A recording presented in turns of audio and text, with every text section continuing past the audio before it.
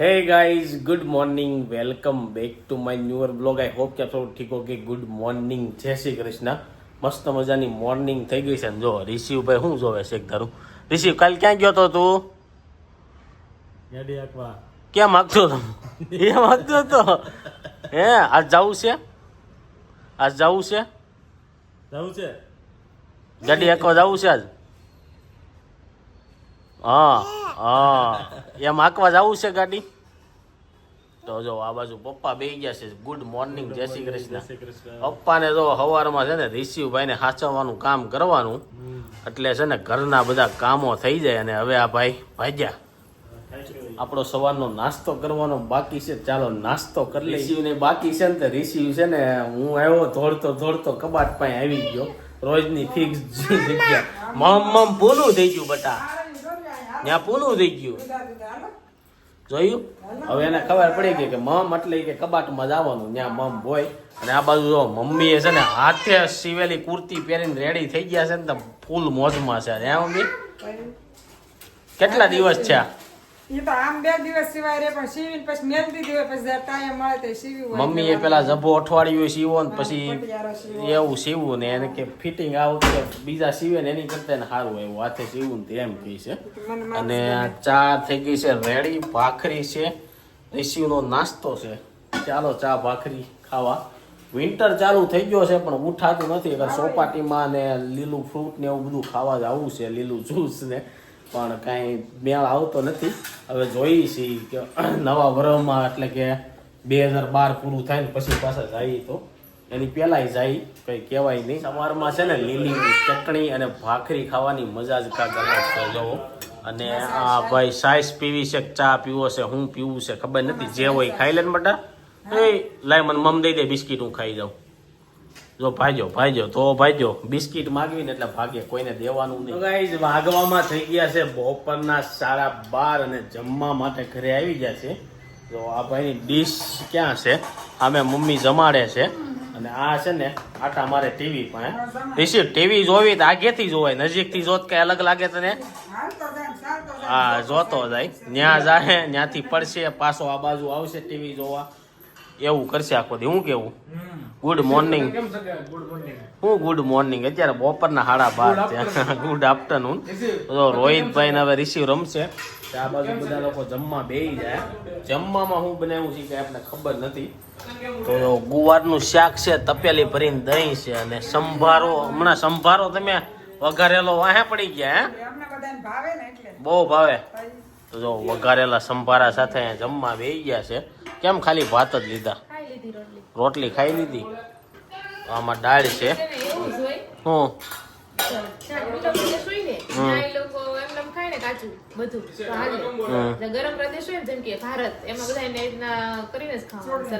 અત્યારે તો પણ હવે ઠંડો પ્રદેશ જ થઈ ગયો કહેવાય ને।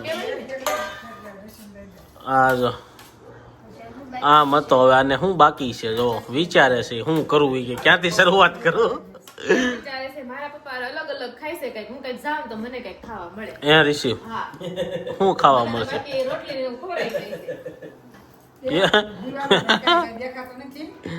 ઇસ્ત્રી નથી મૂકી ને, કર ઇસ્ત્રી પકડશે। જો જમવા બેઠા છે અને એ ભાઈ શું કરે છે ને તમને બતાવું, જોયું?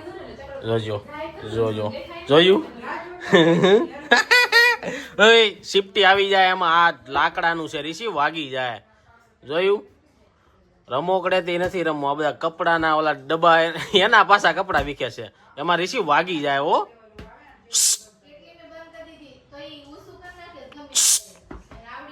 ઓય ઉભો રહી છે।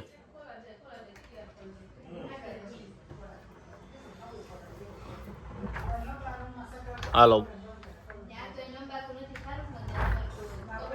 આ કેટલો ભારે દરવાજો છે ને, ઈ ભાઈ ખોલ નાખશે, જોયું?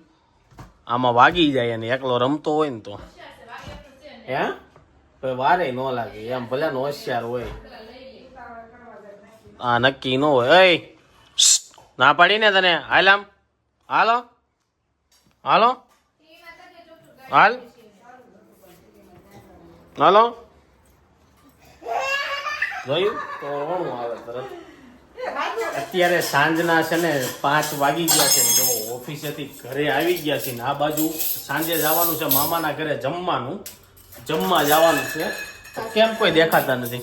મમ્મી ને રાધિકાબેન એ વહી ગયા. ક્યારે ગયા? એ વહી ગયા 2:30 વાગે. 2:30 વાગે. તો મેં કીધું તું ક્યાંક ગઈ છે, ઓલો ફોટો મૂક્યો તો મેં કીધું આ ક્યાંક ગઈ છે. તો ફોટો હું જૂનો મૂક્યો?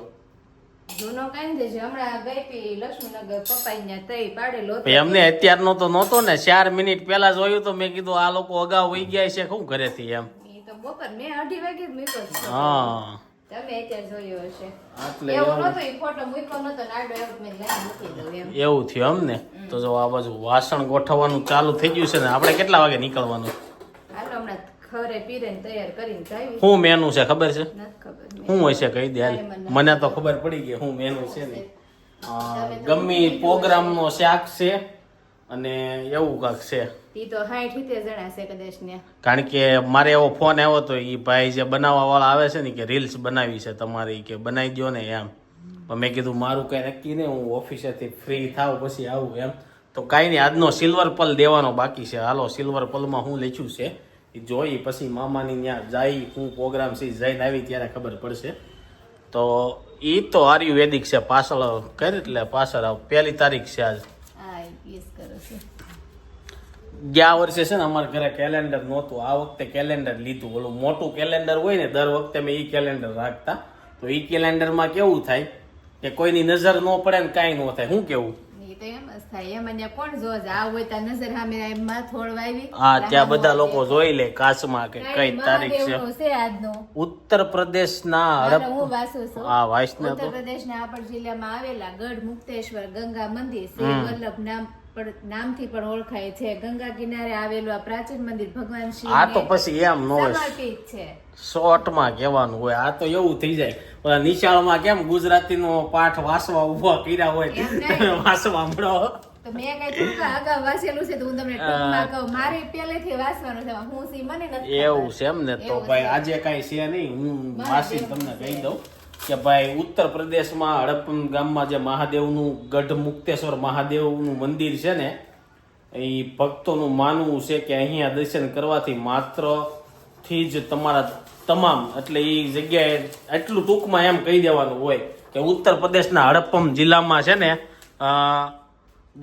ગઢ મુક્તેશ્વર મહાદેવ આવ્યા છે ને એના દર્શન કરો ને એટલે તમારી બધી મનોકામના પૂરી થઈ જાય એમ.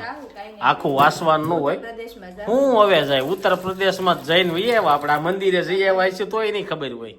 આ મંદિર આપણે નથી ગયા, નામ જ નથી થયું. નથી આવ્યું કે ઓલા પણ કાંઈક બુઢા કેદાર ને ત્યાં બધે તો આપણે ગયા હતા. ઉત્તરાખંડ બાજુ નથી ગયા. હા ઉત્તરાખંડ ગયા હતા. હા તો ઉત્તર ઉત્તર પ્રદેશ થયું. તો ગાઈઝ વાગી ગયા અત્યારે સાંજના 6:30 અને હવે છે ને કમ્પ્લીટ ફ્રી થઈ ગયા છીએ મામાના ઘરે જવા માટે. બધા લોકો રેડી થઈ ગયા છીએ, હવે નીકળ્યા છીએ. અને આ બાજુ જો યલો કુર્તી પહેરીને સોનલ થઈ ગઈ છે રેડી, થઈ ગયા. ગોલ્ડન કલરની. આ કુર્તી લીધી ઈ તો મને ખબર નહોતી. મેં લીધી નથી. તો? રાધિકાબેનના સાસુની એણે દીધી હતી. એવું હતું એમ ને. એના મેરેજમાં દીધી હોય. હા પછી તો કઈ પહેરી નહોતી કઈ. 1-2 વાર પહેરી હતી એમ, પણ તમને ખ્યાલ ન હોય. તો જો આજે યલો પહેરી કુર્તી, પાછી. યલો બિંદી અને મસ્ત મજાની જ્વેલરી. જ્વેલરી પહેરીને રેડી થઈ ગયા છે ને હવે નીકળીએ. ઋષિ ગાઈસ સાંડલા ઉપરથી યાદ આવ્યું, પાવર ગયો. ચાલો હવે મળીએ મામાની ત્યાં પછી વાત કરીશું. તો જો મામાના ઘરે છે ને આપણે પહોંચી ગયા છીએ ને આપણે છે ને આજે 19માં માળે કે જવાનું છે. સુરતમાં અત્યારે કદાચ મોટી બિલ્ડિંગ હશે હે મોટા મોટી 22 માળની 21 માળની છે. 21 માળની. અને અહીંયા જો લિફ્ટમાં જે બિસ્કિટ ખોલે છે. પણ હવે ઋષિ મારી છે, ઋષિઓને છે ને થોડું કામ આમ થાય છે. ના ભાઈ ના, એને છે ને દબોવી હોય સાપું ને એવું. પણ કાલ આ બધાને કહેતા હતા કે દબાવી એસી નહીં, લિફ્ટમાં પીવે છે પણ પીતો નથી. જો બિસ્કિટ ખાય. એટલે શાંતિ તો મામાના ઘરે પહોંચી ગયા છીએ ને મને એમ હતું કે અહીંયા કાંદાનું શાક કે રીંગણાનું શાક બનાવવાનું છે, પણ અહીંયા આવીને તો શાકનું નામ કાંઈક અલગ જ છે કે દૂધ ટમેટા કયું દૂધ ટમેટાનું શાક બનાવવાનું છે. આ ભાઈ બનાવવાના છે દૂધ ટમેટાનું શાક. હા મામા બનાવવાના છે. આપણે હજી પહેલી વાર મળ્યા હોય કે એવું છે. મામાની સાપ છે અને બધો મસાલો રેડી થઈ ગયો. આમાં કાંદા તેલ ને એવું નાખ્યું એવું લાગે છે. બધા મસાલા. તો કઈ રીતના દૂધ ટમેટાનું શાક બને ને આજ તમને બતાવી. તો જો મામાની ઘરે પહોંચી ગયા છીએ 19માં માળે. હજી મામા રહેવા આવ્યા છે. રહેવા આવ્યા છો મામા? સીતારામ. સીતારામ. અને અહીંયા જો ધીરે ધીરે બધા મહેમાન આવે છે અને આજ છે ને શાકનો પ્રોગ્રામ કાંઈક અલગ જ છે. દૂધ ટમેટાનું શાક, જે કે પહેલી વાર નામ આપણે સાંભળ્યું, ખાધું નથી હજી. તો ચાલો અંદર જાય. તારે ક્યાં જવું છે? તો જો અત્યારે છે ને 6:45 વાગી ગયા છે ને સંદીપ મામાની ઘરે આવી ગયો છે, પણ એને મને કીધું કે વિડીયો લઈ દે, તો આપણે છે ને વિડીયો લેવી છે. તો આ બાજુ જો બધા છે ને ધાણા કટિંગ નહીં પણ હવે ટમેટા, સલાડના ટમેટા કટિંગ થઈ રહ્યા છે. જય શ્રી કૃષ્ણ બધાને. અને આ બાજુ જો ભાખરી બનાવે છે સોનલ અને મામી, અને આ બાજુ જો ભાખરી જ બની રહી છે, શ્રદ્ધાબેન ભાખરી બનાવે છે. બધા મહેમાન ધીમે ધીમે આવે છે અને સેજલબેન જો રોટલા વળી રહ્યા છે. પણ મને બહુ કે અમને કોઈને આવડતા નથી, પણ સેજલબેન જો વણી નાખે ને હરર સોડો ઓલું શું કહેવાય ઉઠલાવતા છે. હા, બે વસ્તુ એકારે કરી નાખે. હું શીખું છું પણ ખબર નહીં હવે ક્યારે હું શીખી લઉં. શીખવા પડે, સાચી વાત છે. અને આ બાજુ જો દૂધ ટમેટાનું શાક બને છે. ટમેટા ને દૂધ આવી ગયું છે, દૂધ ટમેટાનું શાક. અને આ બધા શાક બનાવી રહ્યા છે જો અંદર. તમે સંદીપ ક્યારેક ક્યારેક બતાવશે દેરાણી જેઠાણી મેનેજમેન્ટ કરતા કરતા. ચાલો, અને જે બાજુમાં જે પ્લેટ છે ને એમાં બેસવાનું કોઈ મહેમાન. કેમ છે રાહુલભાઈ? બહુ સારું ને. અને આ બાજુ જો બધા મહેમાન અહીં બેઠા છે. જો ધીમે ધીમે આવશે બધા. ઋષિભાઈ જોરિયો, આ કાવ્યાની બેન પિયા, બધા ત્રણેય ભાનુડાએ સેમ કપડાં પહેર્યા છે. જો ચાલો. 80 જણાનું શાક બનાવવાનું હતું ને તો તપેલું પડ્યું છે નાનું, તો મોટું તપેલું આવી ગયું છે ને હવે ફટાફટ બનશે એવું લાગે છે. હે, મામા આવ્યા છે એટલે બની જાય. બની જાય. દૂધ ટમેટાનું શાક બનાવવા માટે સૌથી જરૂરી તો ટમેટા છે, તો ટમેટા નાખી દીધા છે. આની આખી રેસીપી છે ને શોર્ટ વિડીયોમાં આવશે, તો તમારી શોર્ટ વિડીયો જોવો જોઈએ. તો જો ટમેટા અત્યારે સડે છે, નામ છે ને દૂધ ટમેટાનું શાક. તો એની અંદર જો હવે દૂધે જાય છે, કમસે કમ 80 જણાનું છે એટલે 16 બાટલી દૂધ નાખવાનું છે. પણ આમાં એક ખાસિયત હોય, દૂધ ન ફાટવું જોઈએ એવું હોય ને, દૂધ કણી બની જાય. દૂધની કણી બનાવવાની છે. શાક રેડી થઈ જાય, જોરદાર બનવાનું. દૂધ ટમેટાનું શાક જોરદાર રેડી થઈ ગયું છે. તો આ રીતના બને અને હવે જમવા બેવાનું છે. આ શાક વધારે ખાવાની મજા આવે રોટલા હારે. પણ આની એક માસ્ટર એ છે કે દૂધ ફાટવું ન જોઈએ. તો દૂધ ફાટ્યું નથી, જોરદાર શાક રેડી કરી નાખ્યું છે. અહીંયા બધા ટેસ્ટ કરતા હતા કેવું બન્યું. રેડી, સરસ રેડી. આપણે તો પહેલી વાર ખાઈ છે એટલે જમીન મસ્ત ટેસ્ટ કરીને પછી હું તમને કહી કે કેવું બન્યું છે. શાક ને બધું બની ગયું છે, પણ આ બાજુ પીરસવાનું પણ ચાલુ થઈ ગયું છે ને બધા લોકોને આપણે જમવા બેસાડી દીધા છે. પહેલી પંગત છે જો.